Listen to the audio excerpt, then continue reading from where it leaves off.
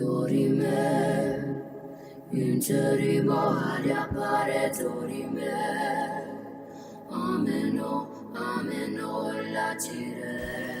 Olá, sejam bem-vindos ao Terceiro Milênio, a visão espírita para uma nova era, um programa da Liga Espírita Pelotense. Terceiro Milênio traz uma temática que por muitos e muitos anos assustou e apavorou muita gente. Mas se de um lado assustou e apavorou, de outro lado contemplava e felicitava muitos. Estamos falando sobre céu e inferno. Mas o que diz, o que informa a doutrina espírita sobre esta temática? Qual a visão espírita sobre purgatório?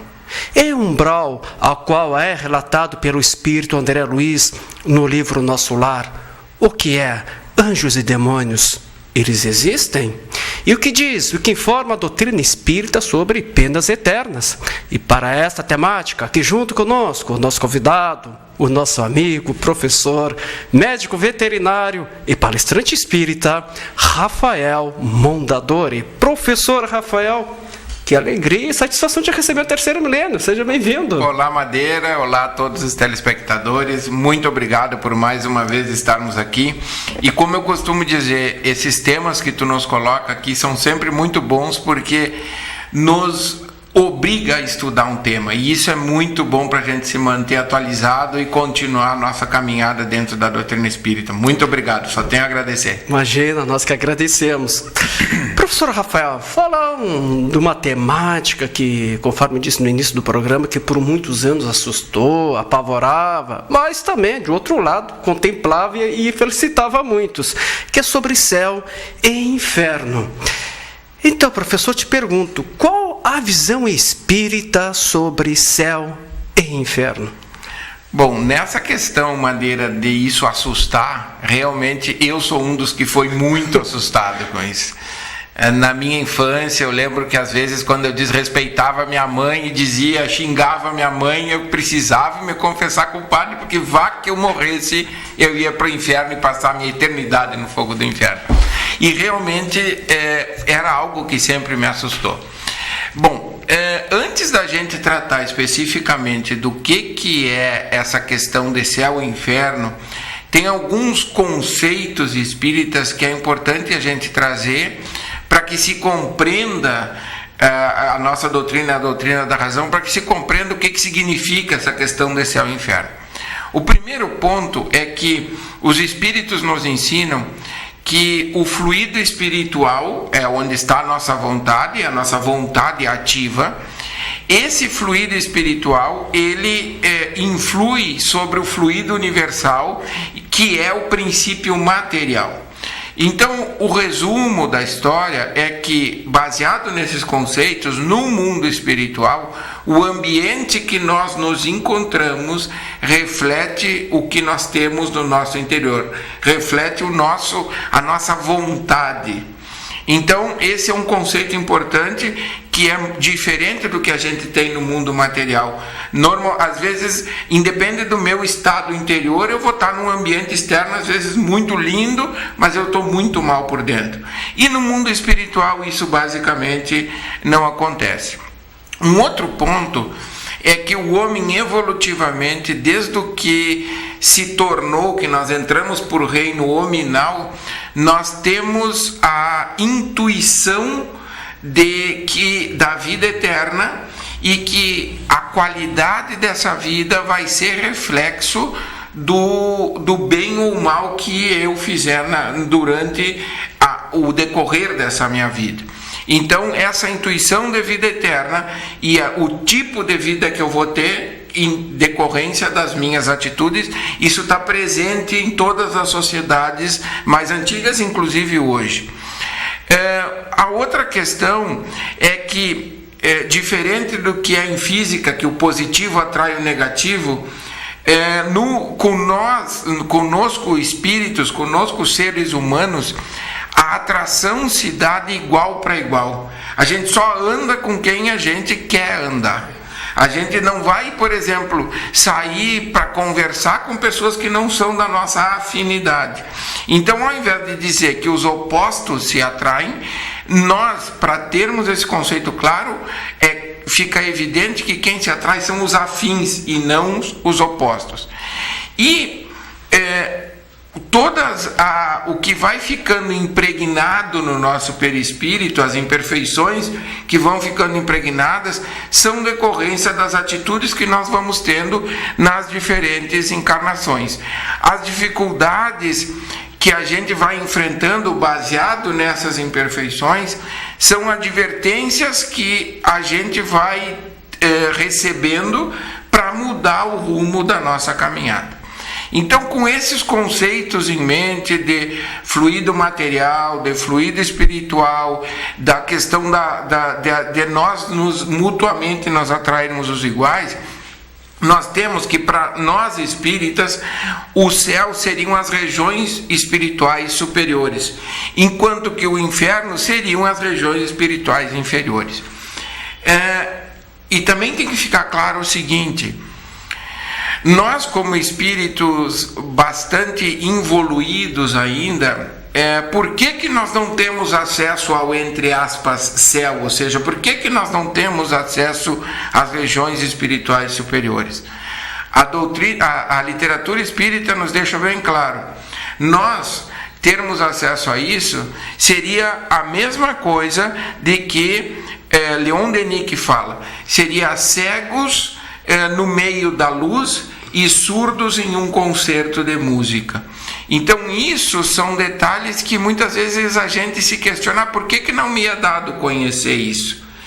O inferno nos é dado conhecer porque ou nós, de vez em quando, durante essa encarnação mesmo, a gente tentando se aprimorar, a gente visita esses lugares, ou por afinidade realmente, porque isso faz parte do nosso no desdobramento pelo sono. Muitas vezes a gente está com algumas coisas e acaba se desdobrando e indo para as regiões espirituais inferiores, ou às vezes até para auxiliar a quem está mais necessitado do que nós somos. Então, o céu seriam essas regiões onde só os mais purificados podem estar. E o inferno seria essas outras que nós tivemos. Então, por isso que, se nós pegarmos a literatura em geral, descrever o inferno, tem vários livros que descrevem o inferno, porque bem ou mal, ou nós continuamos indo lá, seja pelo lado negativo, seja para ajudar, ou certamente nós já tivemos em diversas dessas regiões. Então, por intuição, se sabe muito bem, e por essa garimpagem que a gente faz no nosso subconsciente, muitas vezes a gente tem acesso a isso, e os escritores com facilidade descrevem em detalhes isso. Agora, as regiões espirituais superiores são muito difíceis de serem descritas, justamente porque o nosso acesso é restrito, porque nós somos como surdos em um concerto de música. E a questão, professor, do purgatório, o que assim devemos entender por purgatório? Bom, segundo, eu não sou um historiador e nem um estudioso profundo das religiões, segundo o que eu pude apurar, sem falar em datas, que eu acho que não é objetivo, o purgatório foi uma figura criada pelo catolicismo como o meio termo entre o céu e o inferno, sendo algum momento que nós precisamos passar em planos inferiores que nos sirva de terapia para darmos o nosso próximo passo. O que fazer, digamos assim, e segundo o conceito católico do purgatório, o purgatório é um lugar que a gente vai para purgar, ou seja, para colocar para fora o nosso lado negativo, que depois de uma determinada permanência nesse purgatório, nos é permitido ascender ao céu. É o lugar onde quem não cometeu os pecados mortais pode permanecer por um tempo para depois ir para a felicidade interna do céu. Agora, o que tem que ficar bem claro é que o purgatório está dentro, e o céu e o inferno todos esses estágios estão dentro de nós mesmos. Não é nada que foi construído para que eu vá para lá. É algo que é constantemente construído pelas pessoas que estão naquela faixa vibracional. Então o purgatório seria esse meio termo. Como nós comentávamos no início, eu posso ser uma pessoa extremamente de má índole, ruim, mas eu posso morar num palacete maravilhoso com tudo muito bonito. E eu posso ser uma pessoa extremamente boa e morar num lugar extremamente insalubre. No mundo espiritual isso não acontece. Nós não temos como esconder quem nós realmente somos. Aqui eu posso ser o maior bandido de todos. Se eu me vestir de terno e gravata, sem alusões a ti, Madeira, eu posso ter acesso a diferentes locais. E eu posso ser uma pessoa extremamente evoluída que, se eu tiver vestido como um mendigo, sem nenhum demérito aos mendigos, eu não vou ter acesso aos melhores lugares. Então, no mundo espiritual, isso não existe. No mundo espiritual não tem como a gente enganar. Não tem como se fantasiar. Somos o que somos. E pronto. Não adianta usar uma fantasia. Não tem jeito. Não tem jeito. Professor Rafael, o que é o umbral ao qual é relatado pelo espírito André Luiz no livro Nosso Lar, que foi psicografado pelo médium e saudoso Chico Xavier? O que é esse umbral que é relatado no livro Nosso Lar? Bom, Madeira, o umbral, a gente poderia, assim, buscando simplificar muito, eu acho que é importante a gente ler o conceito que está no livro. O umbral começa na crosta terrestre. É a zona obscura de quantos no mundo não se resolveram a atravessar as portas dos deveres sagrados, a fim de cumpri-los, demorando-se no vale da indecisão ou no pântano dos erros numerosos. Quando a gente pega esse conceito e quando a gente busca a origem da palavra umbral, que é pórtico, é passagem, nós temos que o umbral, descrito por André Luiz, nada mais é do que o purgatório, ou seja, com um conceito um pouco diferente, que não é simplesmente aonde eu vou passar para o céu e ter a felicidade eterna. O umbral é esse lugar aonde nós estamos, nós já somos desencarnados, porém a gente ainda está muito materializado. Nós, como diz no livro claramente, começa na crosta terrestre. Então, os diversos níveis de umbral que são descritos, não só nos livros, no Nosso Lar, foi que nos introduziu esse conceito, e como é praxe da nossa doutrina, livros posteriores, bibliografia posteriores vão esmiuçando, nos explicando um pouco mais os diferentes conceitos. O umbral tem diferentes níveis. Então, às vezes a gente brinca, olha que eu vou te encontrar no umbral. Tomara que eu vá para o umbral quando eu desencarnar, porque tem lugares muito piores do que o umbral. Então, isso é que são os verdadeiros infernos. Então, a diferença básica é que o umbral é justamente essa transição semelhante ao purgatório. Agora, eu acho que é importante nós voltarmos um pouquinho na questão do céu e do inferno, é que o ambiente céu e inferno, a gente tem que ter consciência que eles existem. O paraíso, onde ninguém sofre, onde tudo é maravilhoso, isso existe. E o lugar onde só há sofrimento e dor e ranger de dentes, isso também existe. A diferença conceitual é que eu não vou estar eternamente nesse choro e ranger de dentes. Aquilo ali eu vou passar por um período ali, e conforme eu vou evoluindo, eu vou atingir esse outro degrau evolutivo, que é o céu, entre aspas. Com a diferença em que, quando nós atingimos o céu, nós não estamos lá simplesmente contemplativos e sem fazer nada e só olhando. Se trabalha, e se trabalha muito.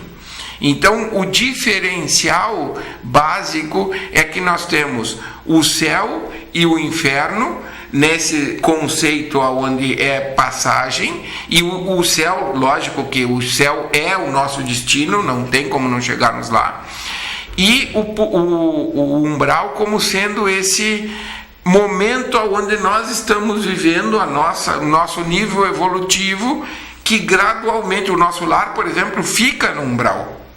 E no umbral tem regiões de oásis aonde nós podemos descansar um pouco, dependendo do nosso merecimento e do tipo de atividade que exercemos. E o importante com tudo isso, professor Rafael, que tu nos traz, é que dá para nós entender também que Deus ele não castiga ninguém. Então, ao menos também vai premiar alguém. O que existe são consequências dos nossos atos. Somos nós que criamos, conforme tu dissesse, o nosso céu ou o nosso inferno. Né? Exatamente isso. Ninguém é predestinado a ir para o céu e ninguém decide. Isso também é um outro detalhe. Quando tu fala nisso aí, ninguém decide. Tu pecou, tu vai para o inferno, ou tu pecou, tu vai para o purgatório, tu pecou, ou tu não pecou e tu vai para o céu. Não existe ninguém decidindo isso por nós. As nossas atitudes é que nos levam por afinidade a essas diferentes regiões. É responsabilidade única e exclusivamente nossa como portadores e dotados de livre-arbítrio. Conforme a orientação do Cristo, né? A cada um será dado conforme as suas obras. Exatamente isso. Qual a interpretação da doutrina espírita sobre anjos e demônios? Olha, para falar sobre céu e inferno, tínhamos que falar também sobre anjos e demônios, né? Como se fala em anjos, se lembra no céu, mas quando se fala em demônios, né, se lembra no inferno. Né? É isso aí. Bom, eu acho que realmente a gente tem por anjos o conceito daquele crespinho tocando harpa com as asinhas voando. E o demônio é aquele com chifre, botando fogo, com rabo e com tridente. E esses conceitos são conceitos extremamente importantes e foram, em um determinado ponto continuam sendo, para buscar materializar um conceito abstrato. Então esse conceito de anjo e demônio ainda é importante que exista. Antes de ter sido criado esse conceito de anjo e demônio que nós temos hoje, que foi trazido para nós pelo judaísmo e em seguida pelo cristianismo, que sucedeu o judaísmo, nas religiões pagãs, ou seja, no paganismo, anjo e demônio, ambos não existia essa diferenciação. O demônio poderia ser um espírito, poderia ser uma entidade, digamos assim, boa. Isso. Essa polaridade entre bom e mal do anjo e do demônio surgiu justamente com uma necessidade de materializar o certo e o errado, o bom e o mal. E surgiram essas figuras. Essas sociedades primitivas, eles não tinham uma capacidade que hoje a maioria de nós tem, que é de abstrair os conceitos. Então, os conceitos tinham que ser materializados, e por isso que eles viam como, por exemplo, uma catástrofe, um problema, um terremoto, alguma coisa assim, como sendo obra do mal, a personificação do mal. E uma coisa boa, a personificação do bem, porque era necessário para essas sociedades essa materialização desses conceitos abstratos. Esse conceito de anjos e demônios, para nós espíritas, tomou um outro, e o anjo, para esse conceito antigo, ele era um ser que já nasceu anjo, e o demônio é um ser que já nasceu demônio e será demônio sempre. Qual é o nosso... E isso também não... Se nós pensarmos na sabedoria divina, não faz sentido Deus ter criado alguém para permanecer no mal e alguém já bom. E todo o resto brigando para estar entre um lado e outro. Então, no nosso conceito espírita, anjo é aquele espírito que já percorreu, são os espíritos puros, que já tem uma caminhada, que já passou por milênios e milênios de evolução, e por mérito próprio, ninguém criou ele diferente, ele chegou lá porque ele se esforçou e utilizou do seu livre-arbítrio para tomar as decisões corretas. Enquanto que o demônio é justamente o invertido. É aquele que foi criado, ambos foram criados simples e ignorantes. Esse é o ponto de partida é o mesmo. O caminho é que se escolhe. É que nem dois irmãos criados na mesma casa, com a mesma base, com tudo igual. Um vai ser uma pessoa do bem e outro vai ser uma pessoa do mal. Pode ser, e tem N exemplos desse jeito.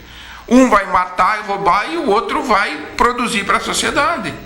E os dois tiveram o mesmo ponto de partida nessa encarnação.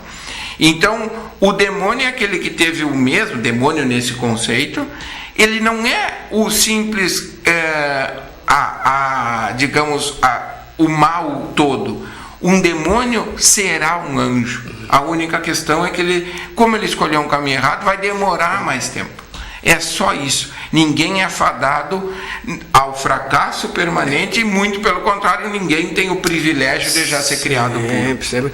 É aquela coisa, um dos maiores exemplos que nos trouxe a doutrina espírita, um exemplo do Paulo de Tarso, o apóstolo Paulo de Tarso. Exatamente, é um exemplo muito clássico. É muito claro, né? De perseguidor dos cristãos passou a ser um grande defensor, ou seja, o bandido de hoje será o santo de amanhã. Sem dúvida nenhuma, e tem vários exemplos desses. Vários exemplos.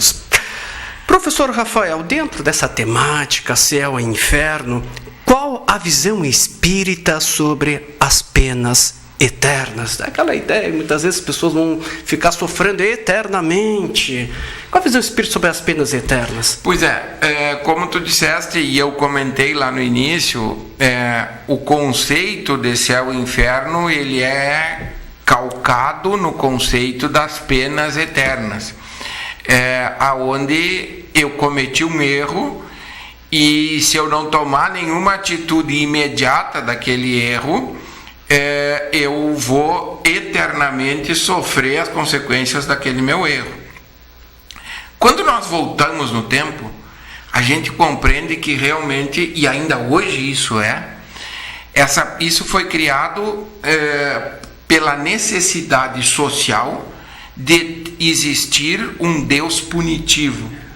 E hoje várias religiões ainda são calcadas nisso, aonde a religião me diz o que é certo e o que é errado, e eu vou fazer o que é certo de medo que se eu cometer o errado eu vou ser punido. As penas eternas foram extremamente necessárias quando não existia uma sociedade capaz de entender as nuances do que atenua e do que agrava um crime. Sim, naquele momento ela foi importante naquela situação, até nos impediu de a gente cometer até muitos equívocos. Exatamente isso. Eu falo hoje, às vezes quando se conversa, e às vezes até em programas de televisão, se vê pessoas em dificuldade extrema que dizem, não, eu parei de fazer isso porque se eu continuar fazendo, eu vou estar cometendo um pecado e eu vou para o inferno. E o que importa? É a pessoa ir para o caminho do bem. Se ela parou de fazer aquilo de medo de sofrer uma pena eterna, tudo bem, é menos meritória do que uma pessoa que parou por consciência, mas ela parou de fazer. Tem mérito. Tem mérito. E isso é o importante de nós compreendermos. E lógico que quando nós pegamos a nossa doutrina, que é a doutrina da razão, não faz sentido nenhum um pai, que é Deus, nos imputar uma pena eterna. Se nós, como pais imperfeitos, não damos castigo eterno para os nossos filhos, e eles erram e nós castigamos, porque assim é que nós precisamos ensinar, e assim que nós somos ensinados pelos espíritos superiores. Então, não faz sentido racional as penas eternas. O que faz sentido é justamente o que nós, como espíritas, cremos, que como tu disseste no início, é cada um por suas obras. O que eu faço de bem, eu colho. Se eu colher vento, eu colherei. Se eu semear vento, vai colher tempestade. Não tem jeito. Não. Mas é responsabilidade minha. Com certeza. E não é alguém que me imputa essa pena. É a minha consciência que me imputa essa pena. Verdade. E o que seria o juízo final na visão espírita? O que seria esse juízo final? Isso, assim, até em 2012, que era para o mundo ter acabado, acho que foi 2012, né? Que tinha as profecias maias, né? 2012. Então todo mundo, não, porque o mundo vai acabar, porque vai terminar. O que nós temos que... E se a gente pegar as descrições alegóricas que estão principalmente no Evangelho de Mateus, que fala que o Filho do Homem virá com anjos, com trompetas, e que os desastres, o céu ficará escuro e haverá tremores de terra, e etc. Isso, a palavra crua nos causa realmente, bom, vai terminar tudo. Só que quando a gente tem a visão da doutrina, onde a gente tem a pluralidade dos mundos habitados, onde a gente tem uma humanidade inteira sobre um planeta, onde a gente tem um planeta que levou bilhões de anos para ser feito, e apenas um dentre de bilhões, de trilhões, de quatrilhões de planetas que existem nas galáxias, a gente não faz sentido que simplesmente a vida vai se extinguir de um momento para outro. Então, o juízo final nada mais é do que, por exemplo, eu que sou professor na universidade, quando a gente termina um curso de graduação, a gente termina um processo e deixamos coisas para trás, coisas boas que deixamos para trás, mas nós deixamos aquilo para trás porque aquilo nos serviu de aprendizado e porque nós estamos dando um passo evolutivo. Nós graduamos, nós temos a partir daquele momento uma profissão. Então, o juízo final, na visão espírita, nada mais é do que uma graduação do planeta. Ou seja, o planeta, que é o que nós estamos passando agora, nós estamos passando por um momento agudo desse juízo final, digamos, nessa visão bíblica e alegórica. Nós estamos saindo de sermos um planeta de provas e expiações para nos tornarmos um planeta de expiação. De regeneração. Desculpa, de regeneração. Então, passando para um planeta de regeneração, alguns movimentos são necessários. Quando o planeta inteiro se modifica, alguns membros da nossa humanidade não podem mais estar nesse planeta com um ambiente mais purificado, porque não fizeram o seu dever de casa. Então, simplesmente, a emigração de mundos nos torna simples compreender isso. Vai permanecer na Terra quem tiver condições de viver em um planeta de regeneração. Quem não tiver condições de viver nesse planeta vai ter que fazer um estágio em planetas primitivos, em planetas de provas e expiações, para depois, se for o caso, com condições, volte a habitar um planeta de regeneração. Então, na visão espírita, juízo final é simplesmente isso. É simplesmente a passagem de um planeta de uma categoria para outra, que não é num estalar de dedos, claro. É num tempo geológico muito mais do que um tempo de uma vida encarnada. E como tu bem nos dissesse, esse processo já está acontecendo. Sim, sem dúvida. E o que seria a justiça divina? Tu chegaste a comentar um pouquinho lá no início. A justiça divina, o que resume a justiça divina é a frase: é cada um por suas obras. É onde nós temos um juiz interno, que é a nossa consciência, que nos foi colocada ali no momento da nossa criação como espíritos, e é onde está impressa toda essa lei divina. E ali é onde consta tudo o que, esse balanço do que fizemos de positivo e negativo. Então não existe a questão do Deus punitivo.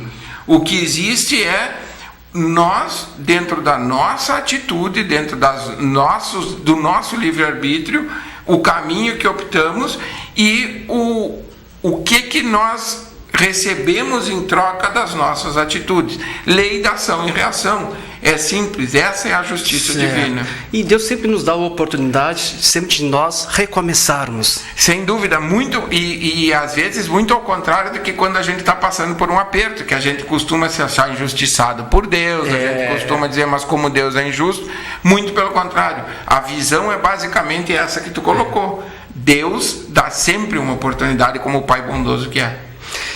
E por falar em Deus, a Deus nós agradecemos a presença aqui junto conosco do professor, médico veterinário e palestrante espírita Rafael Mondadori por nos trazer esse tema maravilhoso. Valeu, muito obrigado. Trouxe consolo, esclarecimento e conforto a todos nós. Muito obrigado. Que assim seja. Nós que agradecemos. Terceiro milênio vai ficando por aqui. Nós agradecemos seu carinho, sua atenção, sua audiência. Vale lembrar que temos encontro marcado no nosso próximo programa. Nós estaremos aqui esperando por você. Desejamos que tenha um dia maravilhoso, uma semana repleta de alegria, sucesso, amor e muito trabalho no bem. Fique em paz e que Deus nos abençoe.